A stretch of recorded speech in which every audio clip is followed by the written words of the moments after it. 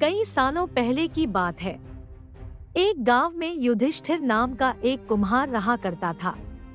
दिन में वह मिट्टी के बर्तन बनाता था और जो भी पैसे मिलते थे उनसे शराब खरीद कर पी लेता। एक रात वह शराब के नशे में अपने घर लौट रहा था। वह इतना नशे में था कि ठीक से चल भी नहीं पा रहा था। अचानक उसका पैर लड़खड़ाया और वह जमीन पर गिर पड़ा। जमीन पर कांच के टुकड़े पड़े थे, जिनमें से एक टुकड़ा उसके माथे में घुस गया। उसके माथे से खून बहने लगा। इसके बाद कुम्हार किसी तरह उठा और अपने घर की ओर चल दिया।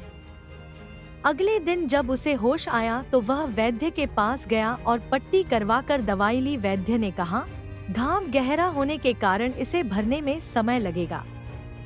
पूरा भर जाने के बाद भी इस घाव का निशान नहीं जाएगा। इसके बाद कई दिन बीत गए। अचानक उसके गांव में सूखा पड़ गया।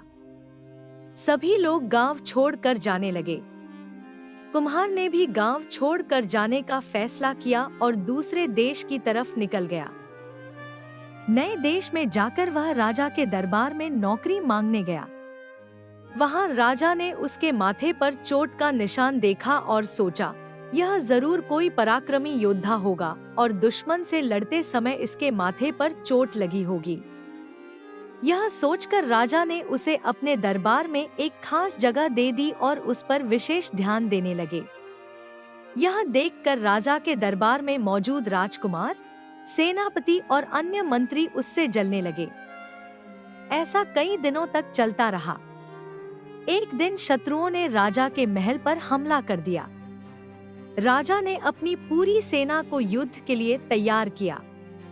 उसने युधिष्ठिर से भी युद्ध में जाने के लिए कहा। युधिष्ठिर जब युद्ध भूमि की तरफ जा रहा था तो राजा ने उससे पूछा कि उसके माथे पर यह चोट किस युद्ध में लगी। इस पर कुम्हार ने सोचा कि अब वह राजा का भरोसा जीत चुका है और अब अगर वह राजा को सच बता देगा तो कोई समस्या नहीं होगी। यह सोचकर उसने राजा ने कहा, राजन, मैं कोई योद्धा नहीं हूँ। मैं तो एक साधारण सा कुम्हार हूँ। यह चोट मुझे किसी युद्ध में नहीं बल्कि शराब पीकर गिरने के कारण लगी थी। कुम्हार की यह बात सुनकर राजा को बहुत गुस्सा आया। उसने कहा, तुमने मेरा विश्वास तोड़ा है और मुझे छलकर दरबार में इतना ऊंचा पद पाया है। निकल जाओ मेरे राज्य से। कुम्हार ने राजा से बहुत मिन्नतें की। उसने कहा कि अगर उसे मौका मिले तो वह युद्ध में राजा के लिए प्राण भी दे सकता है। राजा ने कहा, तुम चाहे जितने भी वीर और पराक्रमी हो, लेकिन तुम शूरवीरों के कुल से नहीं हो। तुम्हारी हालत शेरों के बीच रहने वाले उस गीदड़ की तरह है जो हाथी से लड़ने की जगह उससे दूर भागने की बात करता है।